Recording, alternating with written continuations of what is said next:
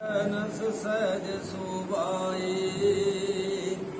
दर्शन Persia गुरु कै जन्म मरण दुख जाए होवै सिंध का समुद्र अरसो फुरसो चटिया तुद डिठे सच्चे पातशाह मन जन्म जन्म दे कटिया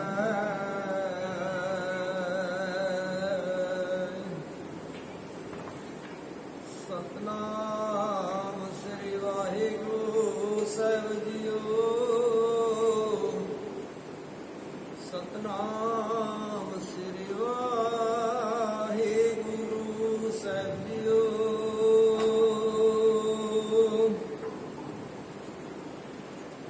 सतनाम श्री वाहिगुरु साहिब जीओ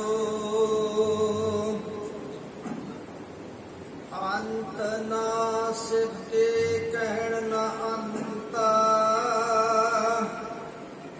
अंत न करण देण न अंता अंत न सिद्धि कहण न अंता अंत न करण देण न अंता अंत न वेखण सुणन न अंता अंत न जापै क्या मन मंता अंत न जापै कीता आकार अंत न जापै पारावार अंत कारण केते बिन लाहे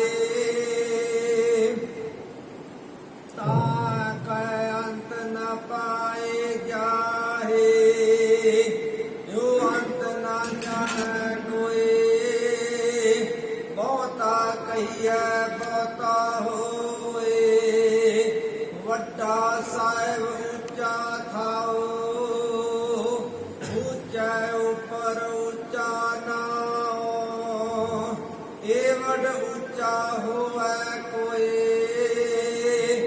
इस ऊंचे को जान सोए जेवड आप जाने आप आप नानक नदरे करमी दात जेवड आप जाने आप आप नानक नदरे करमी दात वाहिगुरू जी का खालसा वाहिगुरू जी की फतेह। एक ओंकार सतनाम करता पुरख निर्भव निर्वैर अकाल मूरत अजूनी सैभम गुर प्रसाद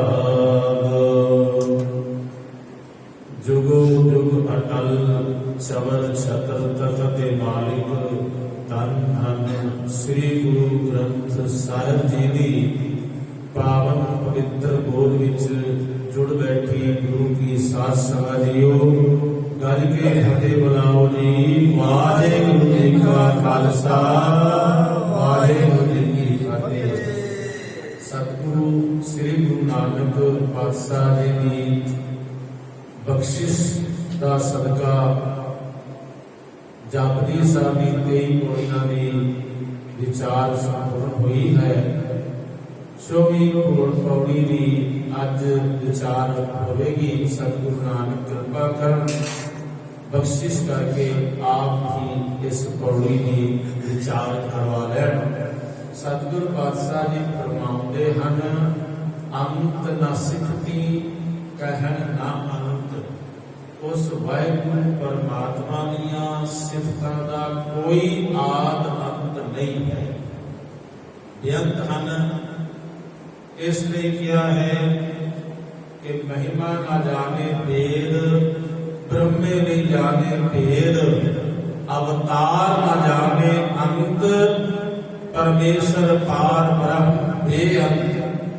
किन्ने भी बड़े बड़े अवतार पीर पैगंबर आए हैं, उन्होंने किसी ने भी वाहिगुरु परमात्मा का अंत नहीं पाया। संकरा नहीं जाने भेद, खोजत हारे देव, देवियां नहीं जाने मरम, सबके ऊपर अलग पार ब्रह्म। ऐसा नहीं कि उन्होंने यत्न नहीं किया, उन्होंने बड़े यत्न किए थे। तेरा अंत पाने को बेअंत बड़े चिल्लाते हैं, लाख यत्न करते हैं लेकिन अंत ना तेरा पाते। शंकरा ने शिव जी खोजदा खोजदा थक गया, खोजत हारे देव देवते थक गए, देवियां नहीं जाने मरम, उन्होंने भेद ही नहीं जाने। सबके ऊपर अलग पार ब्रह्म, वो परारूप ब्रह्म व्यापक वाहिगुरु परमात्मा जो है बड़ा बेअंत है। इसलिए उस दियां सिफतां ही करनियां बनदियां ने। बड़े दियां वडियाइयां, वो बड़े दी वडियाइयां कह के उसकी असी सिफतां करिए। वड्डा कर सालाहिए जिस विच वडियां वडियाइयां ते फिर सहे मेले नदरियां। जदों गुरु उस वाहिगुरु परमात्मा दे नाल मिलाप करवा दिंदा है, उदों सानू भी जिस सिख नूं वो मिला दिंदे ने गुरु परमात्मा दे नाल, उदों ओनू भी वो वडियाइयां नजर आउण लग पैंदियां ने कि उसदी वडियाइयां बेअंत ने। उन्हां वडियाइयां दा रस माणिया जा सकदा है, पर उन्हां वडियाइयां नूं समूह रूप विच आखिया नहीं जा सकदा। पुरातन जमाने की गल है, जदों अग प्रगट करन दे साधन पत्थर या बांस नूं आपस विच रगड़ के अग पैदा कीती जाती सी, ते एक बच्चा एक संपन्न घर दे विचों एक दीवा जगा के ले जा रहा सी अपने घर दे विच। रस्ते विच सुकरात मिल गए, क्योंकि सुकरात ऐसा है कि वो बचपन दे विच ये कहता सी कि वो केड़ा प्रश्न है, वो केड़ी चीज है जिसको मैं नहीं जानता। भाव कि मैं सब कुछ जानता, दुनिया का कोई भी बंदा मेरे ऊपर आके सवाल करे, मैं उसका जवाब दूंगा। जदों जवानी विच पहुंचा तो उदों वो कहने लगा कि नहीं, कुछ ऐसा भी है जिसनों मैं नहीं जानता। और जदों जानदियां जानदियां वो बुढ़ा हो गया, तो उदों उसने ये गल कही कि अज तक मैं कुछ नहीं जानी। क्योंकि मानता वो करता है, सोई अजान कहे मैं जाना, जानन हार ना छाना रे। वो अनजान बंदा ही कहता है कि मैं जान लिया। कहो कबीर छूछा घट बोले, भरिया वेसु कभी ना डोले। जड़ा कड़ा छूछा है, खाली है, सब अजे पूरा भरिया नहीं, थोड़ा पानी है, वो उछल कूद कर दे। जदों भर जाता है वो शांत होकर टिक जाता है, फिर उछल कूद नहीं करता। इसे तरह हिरदा रूप घट जिस थोड़ा जिहा ज्ञान आया, वो उछल कूद कर लग पैंदा है कि मेरे जैसे तो ज्ञानी नहीं है, मेरे जैसा तो कोई विद्वान नहीं है, मैं तो सब कुछ जानता।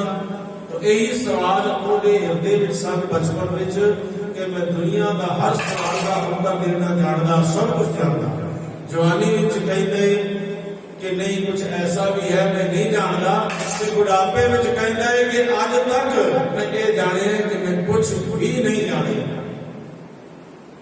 तो अजे वो जवान सी, एक बच्चा लंघिया, दीवा वो संभाल के पकड़ के जगा के ले जा रहा है अपने घर दे विच कि अग बालांगे। तो उस बच्चे के ऊपर सवाल कर दिता सुकरात ने कि आ जोत किथों आई है। उसने उसके ऊपर फूंक मारी, वो ਜੋਤ ਬੁਝ ਗਈ। ਬਾਬਾ ਤੂੰ ਇਹ ਦੱਸ ਇਹ ਜੋਤ ਗਈ ਕਿੱਥੇ? ਉਸ ਵੇਲੇ ਹੱਕਾ ਬੱਕਾ ਰਹਿ ਗਿਆ, हैरान हो गया कि मैं तो बच्चे को ज्ञान देने लगा सी, पर बच्चे ने तो मेरे ऊपर ऐसा सवाल कर दिता कि जिसका मेरे को जवाब ही नहीं। एक बार सुखनाथ इस तरह सागर के किनारे, क्योंकि कई बार ना ज्ञान जो खुशक हो जाता है। आज संसार के बंदियां को तो सारा ज्ञान खुशक है, और जेडे धर्म के राह चलते गए ने वो चलदियां चलदियां कई बार ऐसा हो जाता है कि उन्हों का ज्ञान भी खुशकी वाल चला जाता है, वो सुख जाता है ज्ञान, फिर वो हरा नहीं रहता, क्योंकि वो निरंकार के राह भटक जाते हैं किधरे ना किधरे। उस ज्ञान को की कहते हैं? उस ज्ञान को कहते हैं खुशक हो जाना। जिन्हें संसारी विद्या कोई पढ़ते पढ़दिया की होंगे, कई बार बच्चे अपना दिमागी तवाज़ुन खो बैठते हैं। उन कहते हैं खुशक ज्ञान, अपने दिमाग के ऊपर बहुत वजन पाना। जिवें थ्रैडिंग निश्चय ये पागलों का इलाज करता सी, बहुत सोचता सी, बहुत गहरा सोचता सी, चिंतन करता सी, और एक दिन चिंतन करदिया वो पागल हो गया, पागल हो गई मेरे, क्योंकि खुशक ज्ञान है जरा रबी मार्ग पे चलना है। ये ज्ञान है हरिया भरिया, और ये महक आती है, ये सुगंध होती है इस रबी ज्ञान के विचों। जदों साडा देश पहले पैर आजाद होया ना, उदों पंडित जवाहरलाल नेहरू इसने आगरे का दौरा किया, तो उत्थे पागलों के हॉस्पिटल इसको ले जाया गया, तो उत्थों का प्रबंध इसने देखा। लगदे होया एक डॉक्टर कुर्सी पे बैठा सी, जिहड़ा इंचार्ज सी उसने इशारा किया कि देखो यह बहुत बड़ा डॉक्टर है। तो वो हाथ मिलाने वास्ते ਉਹਦੇ ਵੱਲ ਤੁਰਿਆ, तो कहता हाँ मैं बहुत बड़ा डॉक्टर हाँ, मैं बड़िया का इलाज किया है, बड़िया पुस्तकां लिखिया ने, इत्थे सारे पागल होंदे ने और उन्होंने पागलों का मैं इलाज करदा, तुसी भी पागल हो तो आओ तुहाडा भी मैं इलाज करा। फिर इंचार्ज उसनूं लैके तुर पिया, वो कहता है डॉक्टर बहुत सीनियर बड़ा सियाना है, पर ਇਹਦਾ दिमाग खराब हो गया, दिमाग भी फर्क पै गया। ये है खुशक ज्ञान, जिथे बंदा अपने दिमाग के ऊपर इतना वजन पाउंदा है कि बंदा पागल हो जाता है। पर यह जिहड़ा रब दा मार्ग है ये हरिया भरिया, इत्थे चलदियां चलदियां तैनूं बेअंतता दिखाई देगी, ते उस बेअंत दे गुण गाई जा, रस ले जा, आनंद ले जा, और उसका अंत पाने की कोशिश ना करें। और जिहड़े अंत पाण वाल चल पैंदे ने, याद रखना वो राह भटक जाते। एक कहानी है कि समुद्र के किनारे बहुत सारे बड़े बड़े विद्वान बैठे सन, अपनी किताबां अपनी पोथियां खोल के बैठे सन। वो कहते हैं भी सागर की गहराई कोई कहता इतनी है, दूसरा कहता नहीं इस तो ज्यादा है।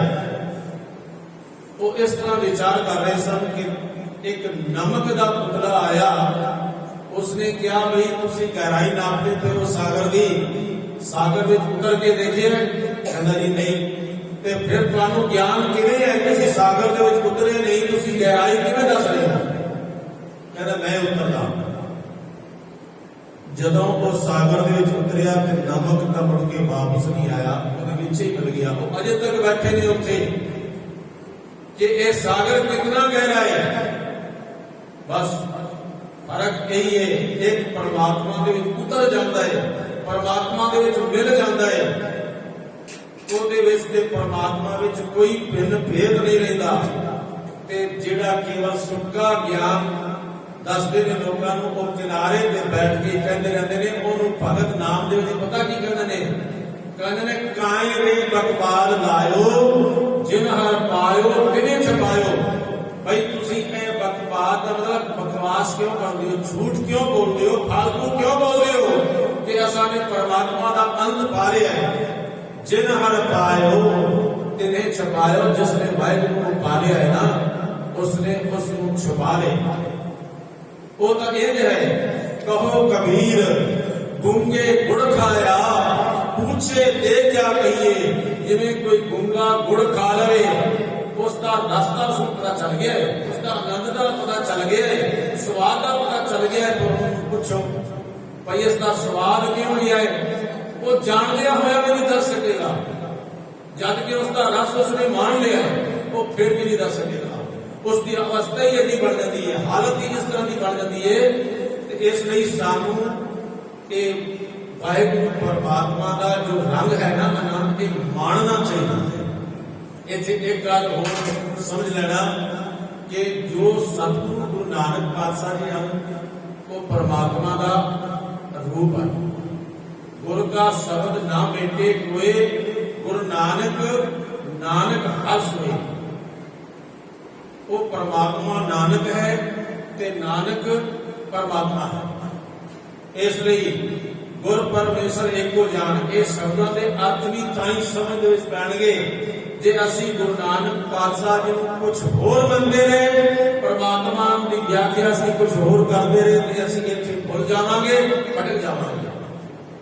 भट्टा ने इस गल को पहचानिया, ताइयों तो उन्होंने कहा घन हर बूंद बस रुमावल, कुसुम बसंत गनंत न आवे, रावसस किरण कुदर सागर को, गंग तरंग अंत को पावे, रुद्र ध्यान ज्ञान सतगुरु के कबजन भल उन्हें जो गावे, भले रमनदास गुण तेरे, तेरी उपमा तो ही बने। आसमान के विच जदों मींह वसदा है तब उदों कहते ने वो बूंदा गिनिया नहीं जा सकती, कितनियां बूंदा इस जमीन ते गिरिया ने।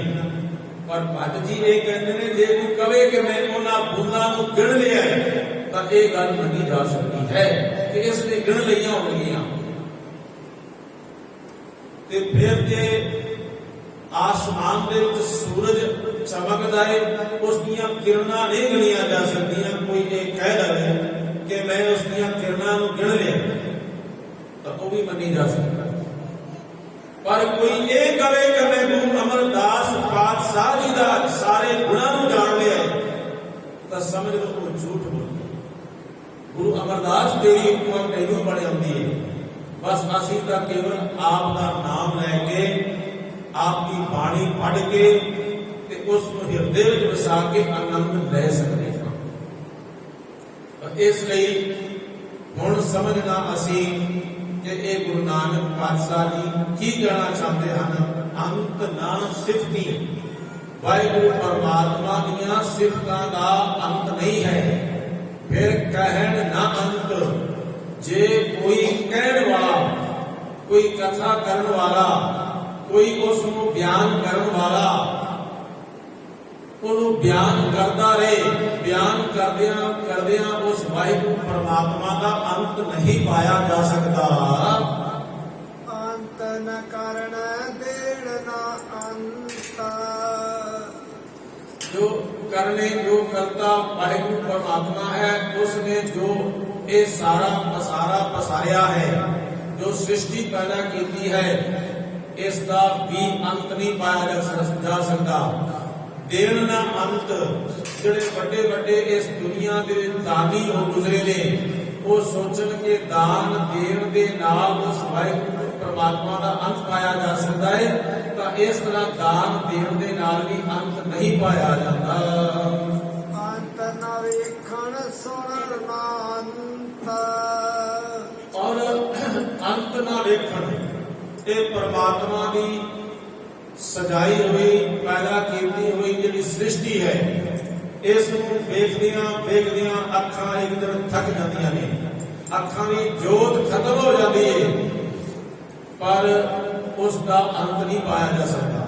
ते ना ही उस वाहिगुरु परमात्मा दियां कितनियां आवाजां ने, जां वाहिगुरु परमात्मा की सृष्टि दे विच कितने प्रकार ਦੀਆਂ ਆਵਾਜ਼ਾਂ ਨੇ, ਉਹਨਾਂ ਆਵਾਜ਼ਾਂ ਦਾ ਵੀ ਅੰਤ ਨਹੀਂ ਹੈ।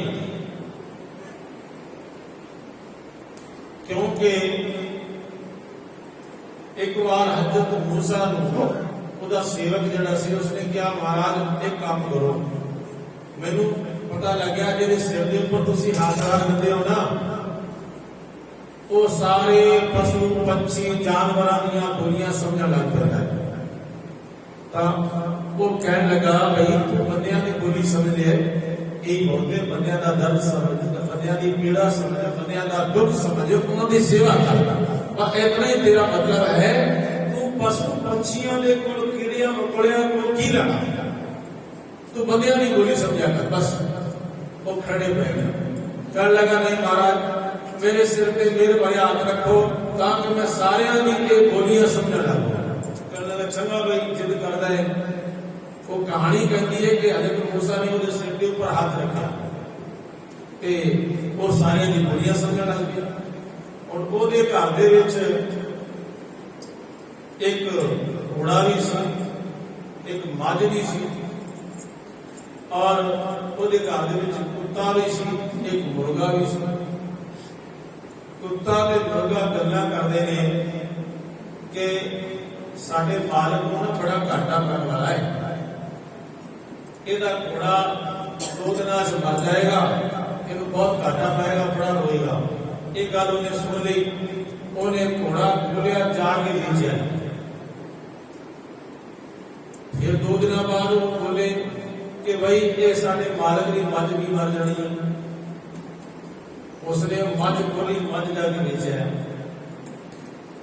ਤੇ ਫਿਰ ਤੀਸਰੀ ਵਾਰੀ ਉਹ ਗੱਲਾਂ ਕਰਨ ਲੱਗੇ ਕਿ ਸਾਡਾ ਮਾਲਕ ਬੜਾ ਮੂਰਖ ਹੈ, 2 ਦਿਨਾਂ ਬਾਅਦ ਸਾਡੇ ਮਾਲਕ ਦੀ ਵੀ ਮਰ ਜਾਣੀ। ਹੁਣ ਬੜਾ ਛਟਪਟਾਇਆ, ਬੜਾ ਦੁੱਖ ਲੱਗਿਆ ਉਸਨੂੰ। हजरत मूसा ਦੇ ਕੋਲ ਦੌੜਦਾ ਆਇਆ, ਰੋਵੇ ਚਿल्लावे ਪੁਕਾਰੇ कि आ की हो गया, मैं मेरी मौत आ गई, मेरे सिर से आ गई। उन्हें क्या मरना तो तू ही है, तू कोई अमर थोड़ी होके आया, मौत आवेगी तेरे को भी। तेन मैं क्या सी, तू बंदियां की बोली समझ ले, बंदियां का दर्द समझ, मनुखा की पीड़ा समझ, तू इन्हां जानवरां की पीड़ा ना समझ। ते कह लगे वो फिर पैरी पै गया, मिन्नतां ते तरले करे। उन्हें क्या तैनू मैं जिंदगी देना, पर एक काम कर, जिन्होंने तू घोड़ा बेच के आया ते मझ बेच के आया, जा उन्होंने पैसे वापस कर गया। उन्होंने कोल गया, उन्होंने माफी मंगी ते उसने क्या मैं तेनू हुण फिर कहना, तू मनुखा की दर्द ते पीड़ा समझ। असल दे विच जो इस पीड़ा नूं समझ जांदा है वो सेवा विच भी लग जांदा है ते सिमरन दे विच भी लग जांदा है। साडे सतगुरां ने सानू सेवा अते सिमरन ये 2 पंख दिते ने। इन्हां पंखां दे नाल सिक्खा इतनी उड़ाई पर, इतना ऊपर चला जा कि तैनू हर जगह ते वाहिगुरू दा रूप नजर आवे।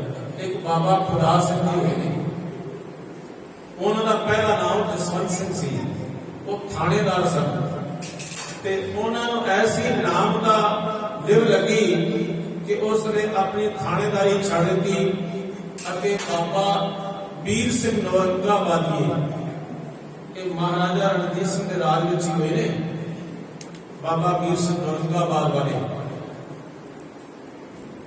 ਤਾਂ ਉਹਨਾਂ ਦੇ ਕੋਲ ਜਾ ਕੇ ਇਹਨਾਂ ਨੇ ਇਹ श्री गुरु ग्रंथ साहब जी का पाठ करना सीखिया, सेवा करनी सीखी। बड़ी लगन सी, बड़ा चाव सी मन विच। और जिहड़े महाराज सिंह जी सन वो इहदे सहपाठी सन, जिन्होंने रंगून की जेल में अंग्रेज सरकार ने बाहर भेजा सी। वो भी बड़ी करनी वाले गुरसिख हुए ने और ये भी बड़ी करनी वाले गुरसिख हुए ने। ये सेवा के सिमरन के आसरे चलते गए ਜਿਹੜੇ ਮੁਸਲਮਾਨ ਪਠਾਨ ਲੋਕ ਸਨ ਨਾ, ਇਹਨਾਂ ਨੇ ਇਹਦਾ ਨਾਮ ਰੱਖਿਆ ਸੀ ਖੁਦਾ ਸਿੰਘ, ਬਾਬਾ ਖੁਦਾ ਸਿੰਘ। ਇਹਦਾ ਨਾਮ ਜਸਵੰਤ ਸਿੰਘ ਸੀ ਤੇ ਪਠਾਨ ਇਸ ਨੂੰ ਬੜੇ ਪਿਆਰ ਤੇ ਸਤਿਕਾਰ ਦੇ ਨਾਲ ਆਪਣੇ ਘਰ ਵਿੱਚ ਲੈ ਜਾਂਦੇ ਸਨ, ਪ੍ਰਸ਼ਾਦਾ ਛਕਾਉਂਦੇ ਸਨ ਤੇ ਦੂਰੋਂ ਕਿਧਰੇ ਦੇਖ ਲੈਂਦੇ ਤੇ ਕਹਿੰਦੇ ਉਹ ਖੁਦਾ ਸਿੰਘ ਆ ਗਿਆ, ਮਤਲਬ ਦੂਰੋਂ ਭੱਜ ਪੈਂਦੇ ਸਨ ਔਰ ਇਹਨਾਂ ਨੂੰ ਨਮਸਕਾਰਾਂ ਕਰਦੇ ਸਨ, ਕੰਡੋਰ ਵੰਦਨਾ ਕਰਦੇ ਸਨ। पर इस अवस्था के सन नागर जना मेरी जात विख्यात चमारन हृदय राम गोबिंद मूसा। ये गोबिंद वाहिगुरु परमात्मा की कृपा है, अपने मन में निमरता रखते सन। एक दिन अपने घर के सन, रात को बड़े आवाज आ गई किसी बीबी के रोण की। वो आवाज ने इसको सौ नहीं देता, उठा दिता। ये चले गया, उस आवाज को सुन के उत्थे गए। उत्थे जाके देखा कि एक बुजुर्ग बाहर बैठे ने। बुजुर्ग उठे, सत्कार गई। एक खुदा सिंह जी आ गए ने, बाबा जी आ गए ने। कहने लगे भाई की गल है, इतने बीबी के रोण की आवाज आ रही है। तो उन्होंने कहा भाई कोई साधन तो है नहीं, कोई वैद नहीं, कोई डॉक्टर नहीं है इतने। ते बीबी के छाती ते एक फोड़ा होया है, ते वो फोड़ा जो है उसको सौण नहीं दे रहा, उसकी पीड़ा करके ਉਹਦਾ रुदन निकल रहा। बाबा खुदा सिंह जी अंदर गए ਅਤੇ बाबा खुदा सिंह जी ने वास्तव में खुदा सिंह ने उन्होंने अपने मुंह ਦੇ ਨਾਲ उस फोड़े को चूसिया, चूस के जो उसकी मवाल सी उन्होंने बाहर ਕੱਢ सुटी। उस बीबी को आराम मिलिया। इतनी सेवा भाव ਤੇ ਨਿਮਰਤਾ ਸੀ बाबा खुदा सिंह के हृदय ਦੇ ਵਿੱਚ। दिले मन फारग वादर हुए तो परवास बुलंद कर से राहे कर में खेस बख्शी करो। भाई नंदलाल जी कहते हैं गुरु गोबिंद सिंह महाराज मैंने दो खंभ दे दो, सेवा ते संगण दे, ते फिर मैं उड़ उड़ के बार बार उठन तेरी गली में आवा, तेरे सिखा के दीदारे करा, मैं तेरे दीदार करा। कितना भाई नंदलाल के मन में प्यार है अपने गुरु के प्रति, गुरु के सिखा के प्रति। तो इस तरह सेवा के संबंध सिख धर्म के दो खंभ ने। इन्हां दो खंभों के नाल जो कितना मर्जी उड़ सकता है, जितनी मर्जी उड़ारियां लगा सकता है, वो गल वखरी है। उड़ान जितनी मर्जी वड्डी होवे, पर सिख के ऊपर पहले मेरे पातशाह जी ने यह नियम बना दिता है कि कभी इस पासे ना तुर पवी कि मैं परमात्मा का अंत पाना, अंत नहीं पाना, रस माणना है, आनंद माणना है, वो आनंद टुटे। तो साध संगत जी ना तो देखने का अंत है ते ना सुनने का अंत है। प्रिंसीपल सतबीर सिंह जी होर ने गुरु ग्रंथ साहब जी बाणी होती है, मैं रमंदी सब जग रुना रुनड़े बड़ो भुखे। इस पंक्ति के अर्थ करदे होया उन्होंने एक विज्ञान का सहारा लिया। वो कहते ने कि जदों विज्ञान इस तरह तजर्बे कर दिए कि उस जगह पे पहुंच लिए तो आप मुहारे सिर जिहड़ा है वो गुरु के चरणों में झुक जाता है, तो जबान के विचों निकलता है वाह सतगुर वाह। इतने साल पहला तुसीं ये वचन कहे जो आज साइंस इस गल के ऊपर पीछे पीछे चल के आ रही है। उन्होंने की देखा कि जेडे आज पेड़ होंगे ना, पेड़ों के नाल जंतर लगाए, विज्ञानिक जंतर, ते खास करके वो पेड़ जेडे तां पानी के नेड़े ने, वो खुश ने, प्रफुल्लित ने, हरे भरे ने, और जेडे जिथे पानी नहीं है, पानी की थोड़ है, उन्होंने नाल जदों उन्होंने जंतर लगाए तो जेडे है ना दरखत मुस्कुरे ले के हो गए। और ये आवाज जी है 50 किलो तो लैके 500 हर्ट्ज किलो तक ये सुनाई देती है। बंदा जो है 20 किलो हर्ट्ज तक इस आवाज को सुन सकता है, इस तो बद नहीं सुन सकता। इसलिए विज्ञानिकों ने जंतरां का सहारा लैके उस आवाज को रिकॉर्ड किया और वो दरखत रो रहे हैं, और जिवें एक मरिया हुआ पशु होवे ते किदां उनके ऊपर टुट के पै जांदियां ने, इस तरह उस दरखत का रोना धोना सुन के ते जेडे कीड़े मकोड़े ने वो सुन लेंदे ने, ते वो किदां दी तरह फिर ओदे ऊपर टुट के पै जांदे ने उस दरखत के ऊपर। फिर दरखत के अंदर क्षमता नहीं रह जाती कि उन्हां बाहर के कीड़े मकोड़ियां नाल वो लड़ सके। ਤੇ ਫਿਰ ਉਹਦੀ ਜਿੰਦ ਜਾਨ ਜਿਹੜੀ ਨਿਕਲ ਗਈ। ਹੁਣ ਇਸ ਲਈ ਕਿੱਥੋਂ ਤੱਕ ਸੁਣੋਗੇ ਆਵਾਜ਼ਾਂ? ਸਾਰਾ ਕੁਝ ਬੋਲ ਰਹੇ हैं, पत्ते एक पत्ते के ऊपर पता नहीं कितने कीटाणु बैठे ने, वो भी बोल रहे हैं। उनको सानू थोड़ी ना दिसते, ना सानू दिसते ने, ना सानू उन्होंने आवाज सुनाई देती है, पर सब कुछ बोल रहे हैं। इसलिए मेरे पातशाह कहते ले रस ले कि जो बोलत है मृग मीर पंखेरु सो बिन हर जावत है नहीं हो। जो बोल रहे ने सब हे वाहिगुरु तेरा नाम बोल रहे हैं। हों बलिहारी तिना पंखियां जंगल जिन्ना वास कक्कर चुगन खल वसन रब न छोड़न पास। और कुछ पंछी ऐसे ने वो छोटे छोटे कंकर खाते ने, और वो खा के भी हे वाहिगुरु परमात्मा को तेन याद करते ने। ऐ बंदियां को 36 प्रकार के खाने खा के भी वाहिगुरु का नाम बोल सकता। उस वाहिगुरु परमात्मा का नाम जप, नाम सुन, नाम आराध ते तां तेरा इस संसार दे विच आना होया सफला हो जाएगा। इसलिए अंत ना वेखना। साडी दृष्टि तो यह दीवार को परे की है सानू वो नहीं पता, पर अनंत दृष्टियां इकट्ठियां होके भी उसको देखना चाहो, उसके पसारे को तब नहीं देख सकती। विज्ञान की दृष्टि, विज्ञान ने जितनी मर्जी अपनी दृष्टि लंबी कर ली है, उन्हें खुद बीना बना लिया, दूरबीना बना लिया, और यंत्र बना ले, और कितने भी यंत्र बना लवे, पर उस वाहिगुरु परमात्मा की जिहड़ी साजी हुई कुदरत है उसके देखने का कोई अंत नहीं, ते सुनन ना अंत ते ना ही इतनियां आवाज़ां ने, उन्हां आवाज़ां को कोई सुन सकता है ना पहचान सकता है। अंत न जापै क्या मन मंत। फिर अंत नहीं जानिया जा सकता कि वाहिगुरु परमात्मा के मन दे विच की मंत्र में मंतव है, की मंतव है वाहिगुरु जी का।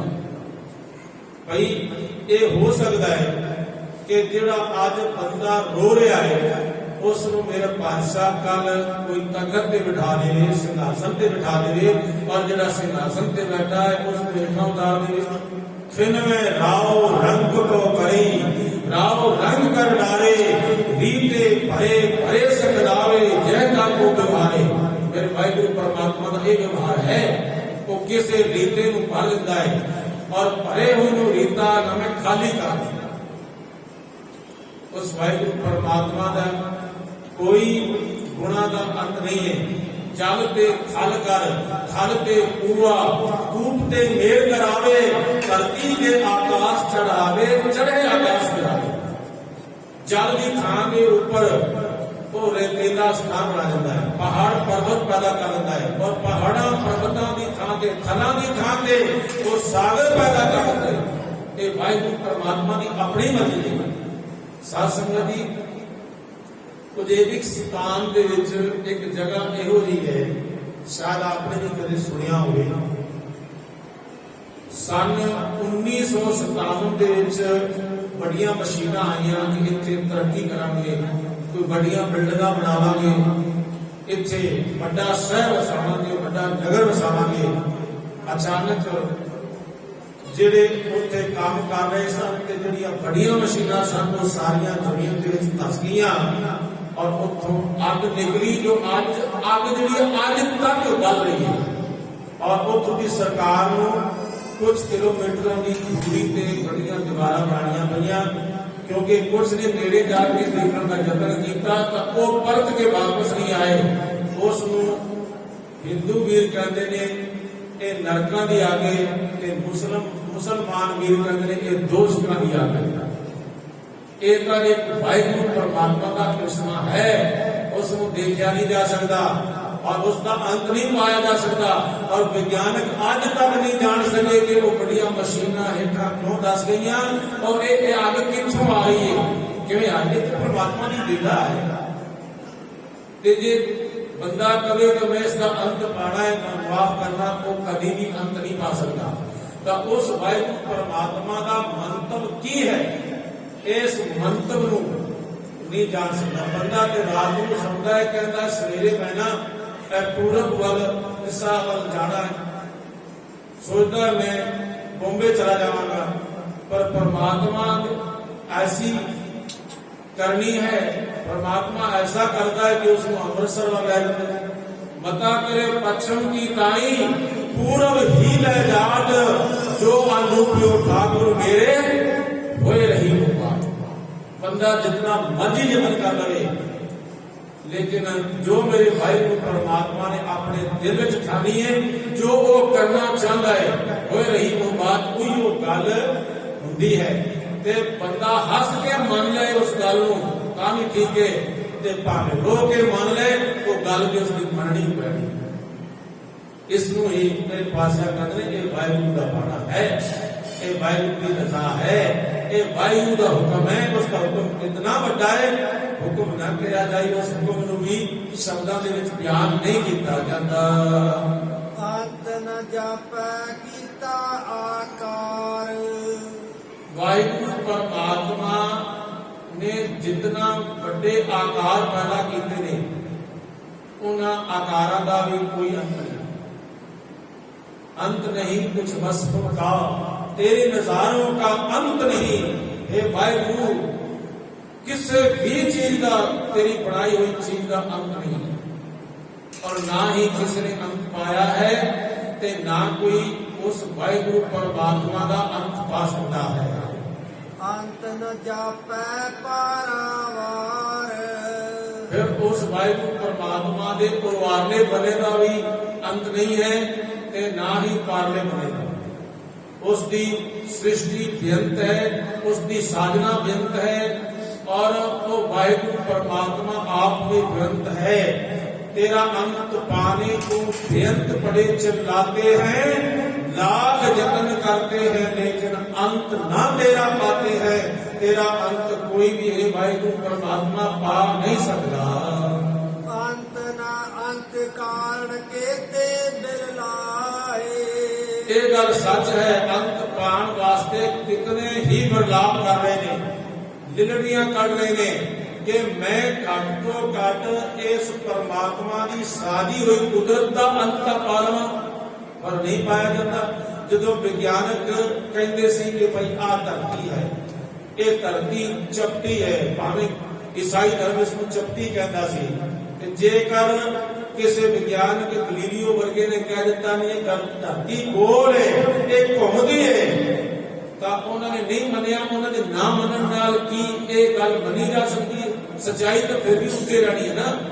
ते जे एक धरती तो आना विज्ञानिका ने होर कई धरतियां देखिया, कई सूरज देखे, कई चंद्रमा देखे, तो उन्होंने चाहना होर आगा बढ़ती है, पर वो इस तरह अंत पाण वास्ते भावें लिलड़ियां कटदे हैं, पर अंत उस वाहिगुरू परमात्मा दे इस साधना का भी वो अंत नहीं पा सकते, ताके अंत न पाए जाहे। उस वाहिगुरू परमात्मा दे ये अंत नहीं पा सकता। तो इसलिए इस मनुख को चाहिए ये अंत वाली गल नूं छड्ड के ते उस वाहिगुरू परमात्मा का नाम रसमाने, जो साडे गुरु साहिबान ने साडे वास्ते पूरने पाए हैं, उन्हां पूरनियां ते सानू चलना चाहिए है। देखो भाई साहब भाई गुरदास जी ने एक कवित उच्चारण किया है, वो कहते भाई देखो जिहड़े आ संसारी रिश्ते ने, कोई बंदे तो ऐसे निकम्मे ने जो संसारी रिश्ते नहीं निभा सकते, भैन का भरा नाल रिश्ता नहीं निभदा, बाप का पुत्र नाल रिश्ता नहीं निभदा, अते होर पड़ोस दे विच रिश्ते नहीं निभदे। ते एक वाहिगुरू दे प्यारे ने जो सारियां नाल रिश्ता निभाते हैं, ते अपने अकाल पुरख वाहिगुरू परमात्मा दे नाल भी रिश्ता निभाते हैं। बड़े बड़े ऐसे राजे महाराजे ने जो संसारी पद्धर के रिश्ते नहीं निभा सके, बुरी तरह नाकाम हो गए, ते गुरु जी ने क्या आ तेन मैं दसा सब तो बड़ा रिश्ता है।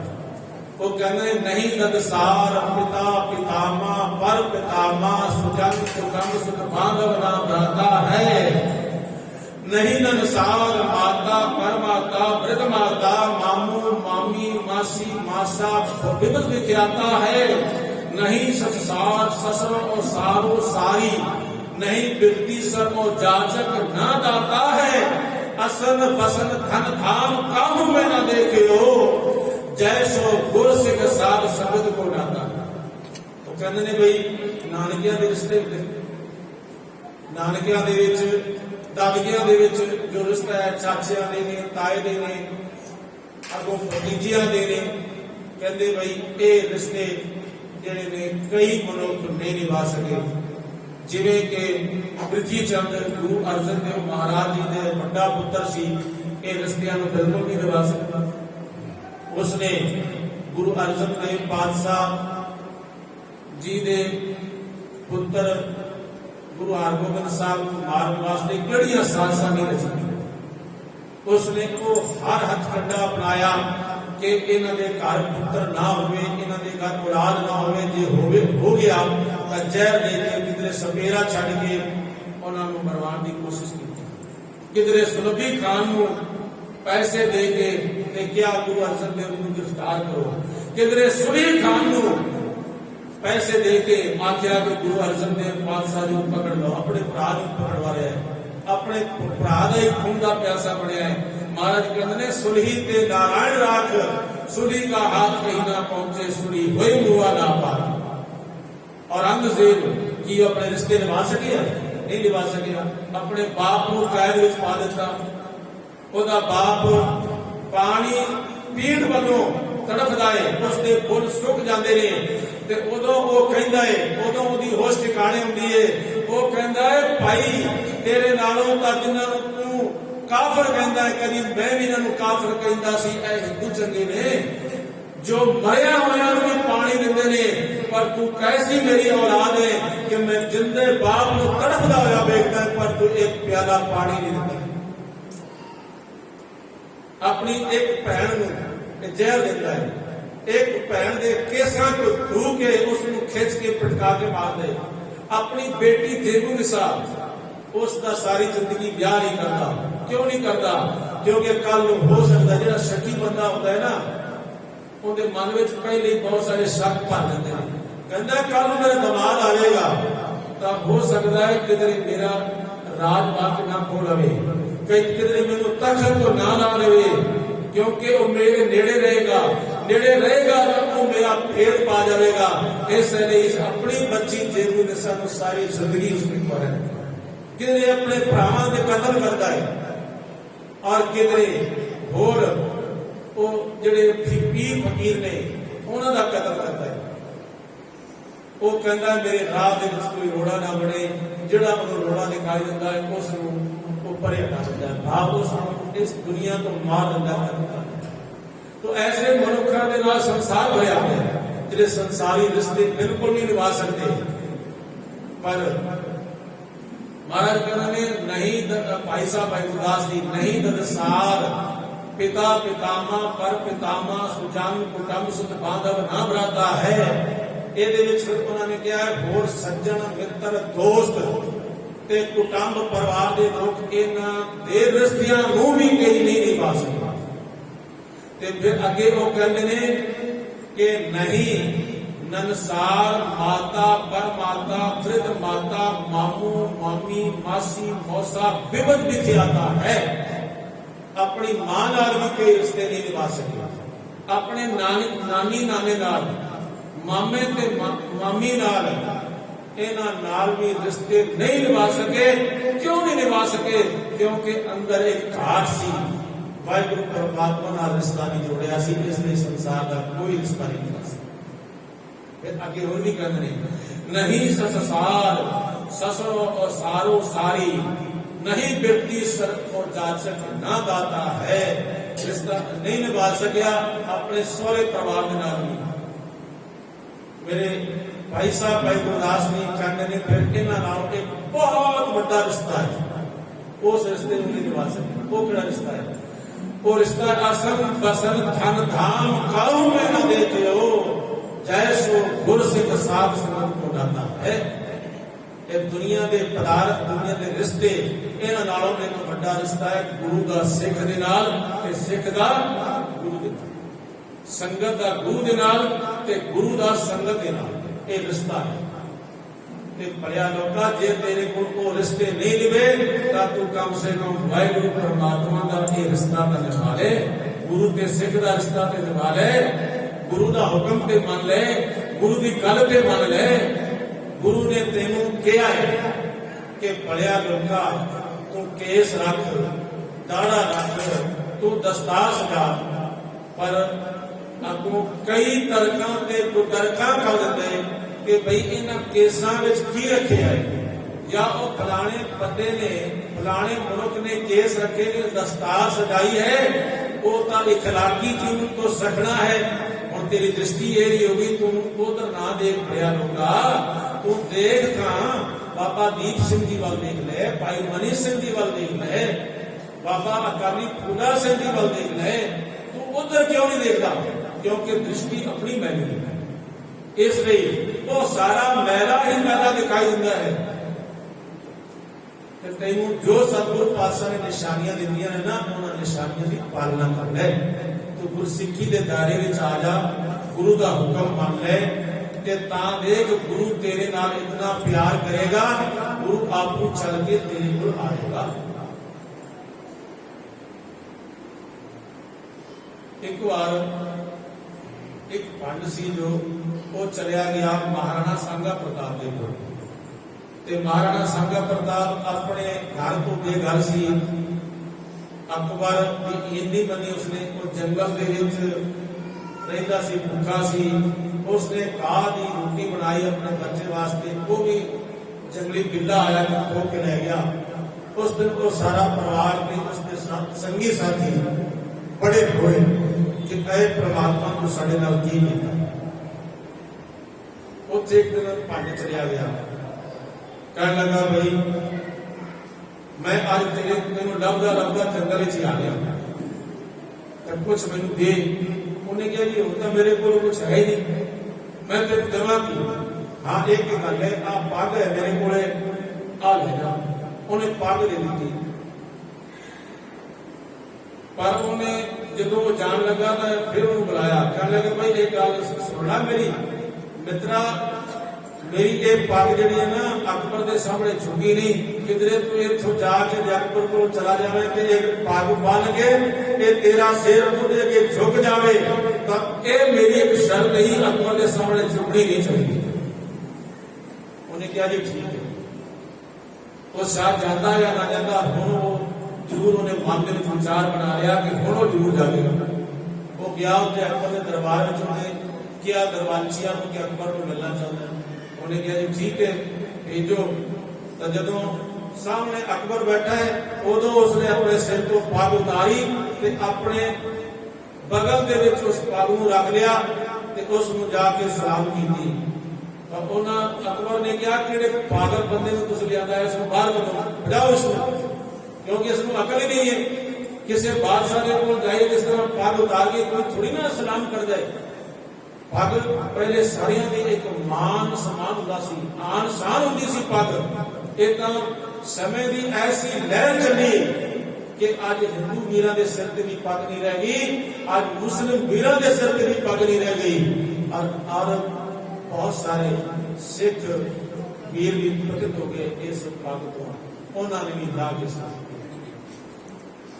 ਤਾਂ ਅਕਬਰ ਕਹਿੰਦਾ ਇਸ ਨੂੰ ਬੁਲਾਓ, ਇਹ ਮੂਰਖ ਹੈ, ਪਾਗਲ। ਕਹਿੰਦਾ ਮੈਂ ਮੂਰਖ ਨਹੀਂ ਆ, ਮੈਂ ਪਾਗਲ ਨਹੀਂ ਆ, ਮੇਰੀ ਇੱਕ ਗੱਲ ਤੇ ਸਮਝੋ। ਤਾਂ ਉਹਨਾਂ ਨੇ ਕਿਹਾ ਜੀ ਸੁਣਾਓ। ਤਾਂ ਉਹਨਾਂ ਕਿਹਾ ਵੀ ਇਹ ਪੱਗ ਮੇਰੀ ਨਹੀਂ ਹੈ, ਮੇਰੀ ਪੱਗ ਹੁੰਦੀ ਨਾ ਤਾਂ ਮੈਂ ਇੱਕ ਵਾਰੀ ਛੱਡ ਕੇ ਤੇਰੇ ਅੱਗੇ 1000 ਵਾਰ ਸਿਜਦਾ ਕਰਦਾ। ਕਹਿੰਦਾ ਜੀ ਫਿਰ ਇਹ ਪੱਗ ਕਿਹਦੀ ਹੈ? ਕਹਿੰਦਾ ਇਹ ਪੱਗ ਮਹਾਰਾਣਾ ਸਾਂਗਾ ਪ੍ਰਤਾਪ ਦੀ, ਉਹ ਤੇਰੇ ਅੱਗੇ ਕਦੀ ਝੁਕਿਆ ਨਹੀਂ ਨਾ, ਇਸ ਵਾਸਤੇ ਉਹਨੇ ਮੇਰੇ ਕੋਲ ਵਚਨ ਲਿਆ ਸੀ ਕਿ ਮੈਂ ਤੇਰੇ ਅੱਗੇ ਇਹ ਪੱਗ ਝੁਕਾਈ ਨਹੀਂ, ਉਹਦਾ ਵਾਅਦਾ ਨਿਭਾਇਆ ਹੈ। ਕਿ ਸਿੱਖਾ ਜੇ ਤੂੰ ਆਪਣੇ ਗੁਰੂ ਦੇ ਨਾਲ ਵਾਅਦਾ ਕੀਤਾ ਹੈ ਤਾਂ ਪੱਗ ਤੇਰੀ ਵੀ ਨਹੀਂ ਝੁਕਣੀ ਚਾਹੀਦੀ।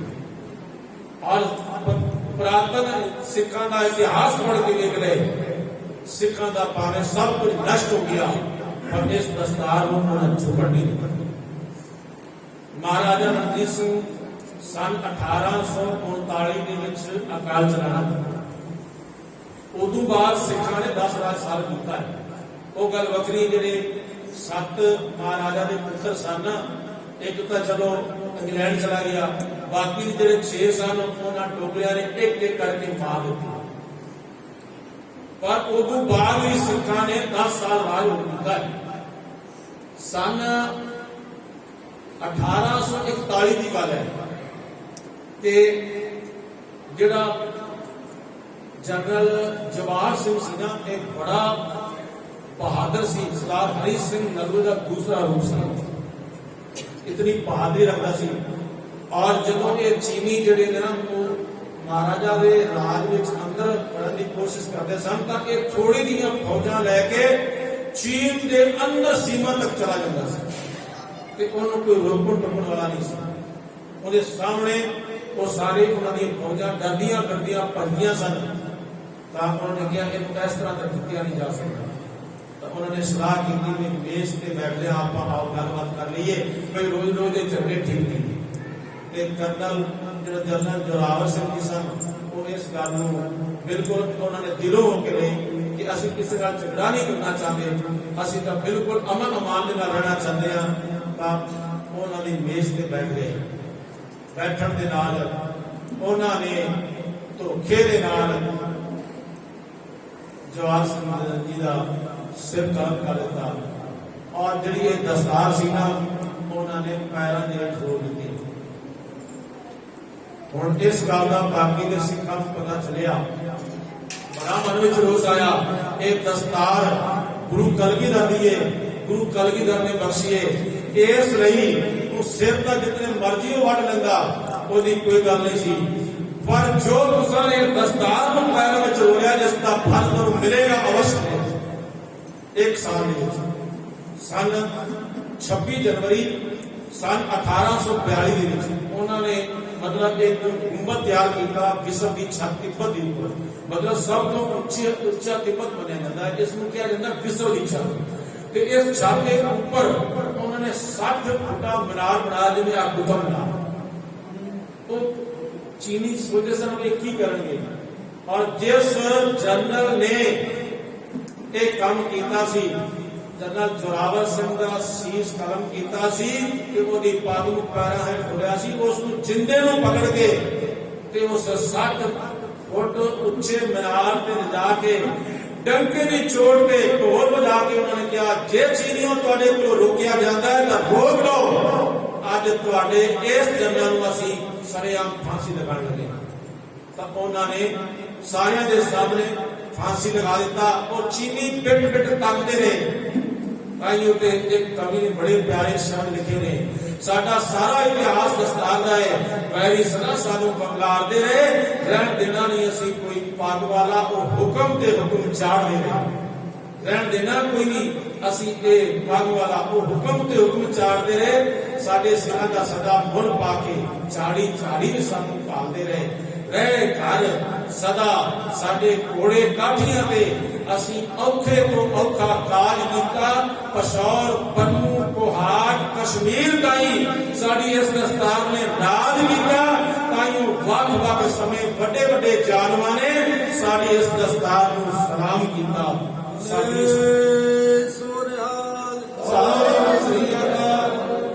ये है गुरु की आन मान शान।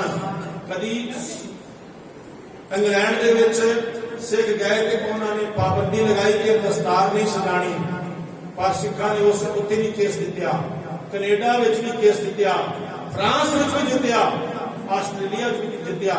उन्होंने भावें वो अपना देश छड़ के परदेसी चले गए, पर उन्होंने अपनी दस्तार की आन बान शान नूं कायम रखा।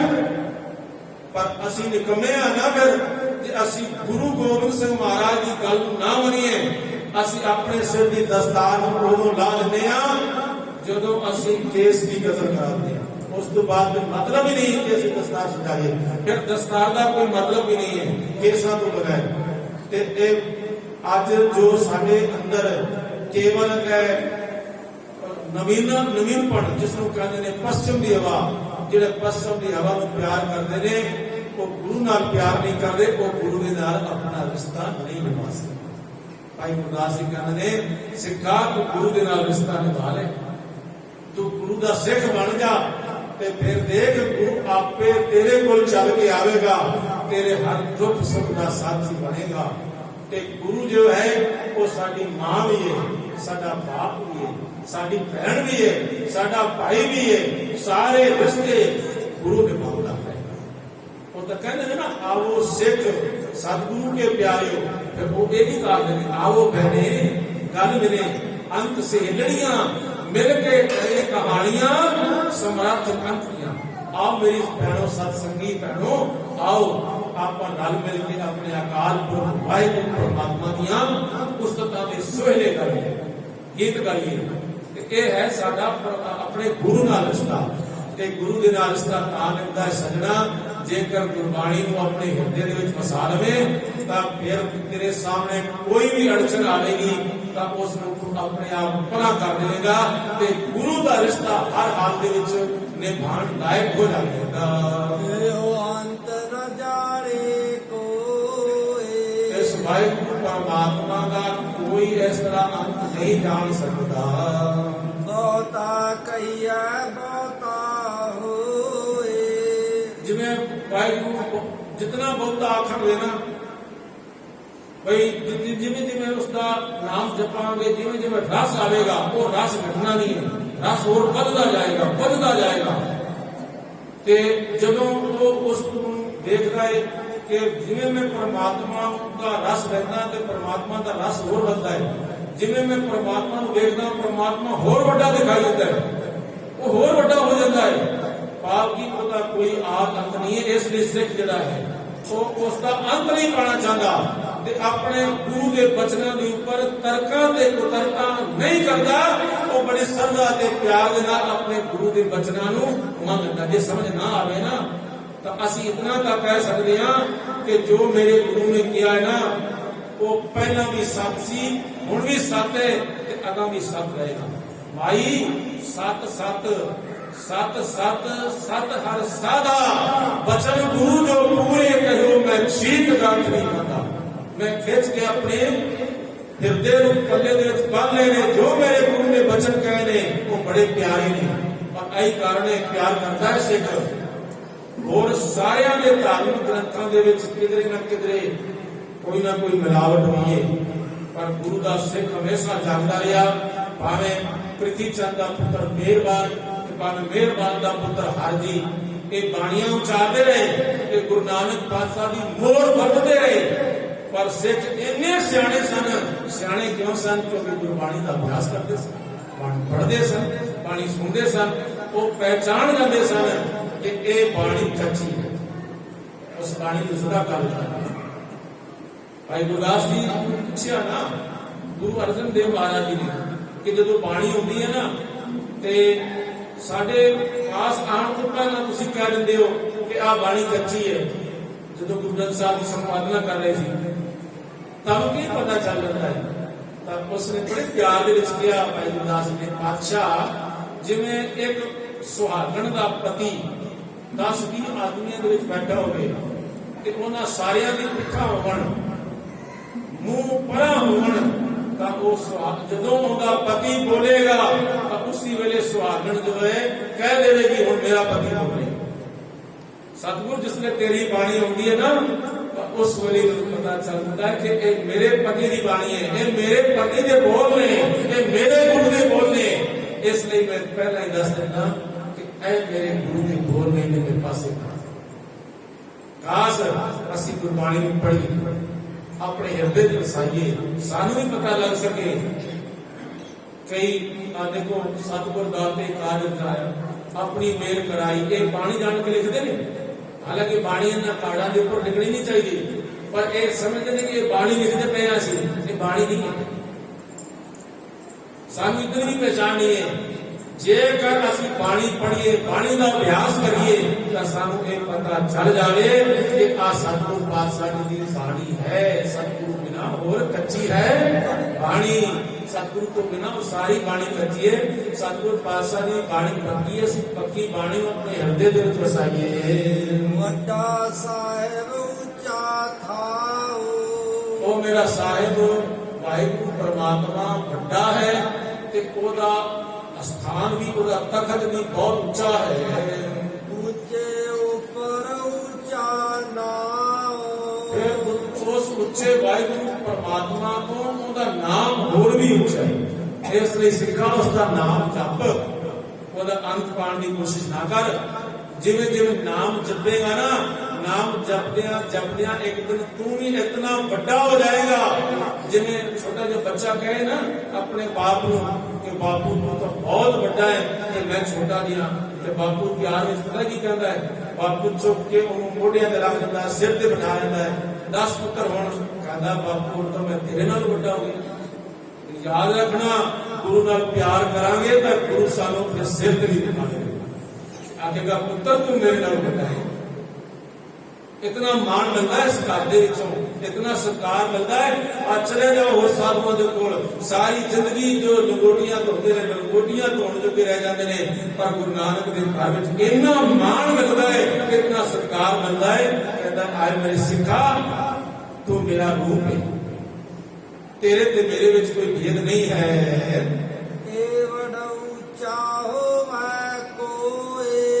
एडा वड्डा कोई होर उच्चा होवे, वड्डा होवे तां फिर उसका नाम लईए। तिस सूचे को जाने सोए, जितना उच्चा सच्चा वो वाहिगुरु परमात्मा है, जितनी उसकी बढ़ियाइयां ने उसको वो वाहिगुरु परमात्मा आप ही जानता है। कि इसलिए सानू उस वाहिगुरु परमात्मा की महिमा बयान करनी चाहिए है। जेवड आप जाने आप आप, जेवड आप, जितना बड़ा वो वाहिगुरु आप है, जाने आप आप, अपने स्वरूप को आप ही जानता है, और कोई नहीं जान सकता। नानक नदरी करनी दात, वाहिगुरु गुरु सतगुरु नानक पातशाह करमी नामे बख्शिश की नजर नाल देखण, ये बख्शिश की नजर साडे उपर कर देवन तां सानू गुरु की बाणी की समझ आती है। इसलिए असं बख्शिश का पात्र बनने वास्ते की करिए, असं गुरु के अगे अपना हिरदा खोल के रख लीए। सतगुरु साडे विच आवड़ ने, तेरी बाणी साडी हिरदे विच टिकदी नहीं, तेरे विचार साडे हिरदे विच टिकदे नहीं, ते सतगुरु तरस खा के एक दिन ये बाणी साडे हिरदियां दे विच टिका देंगे। इतने को अपने प्रवान करना जी, भुल चुक दी क्षमा बख्शिश करनी जी। वाहिगुरू जी का खालसा, वाहिगुरू जी की एवड ऊंचा होवे कोई, तिस सूचे को जाने सोए। जेवड आप जाने आप आप, नानक नदरी करमी दात। वाहिगुरू जी का खालसा, वाहिगुरू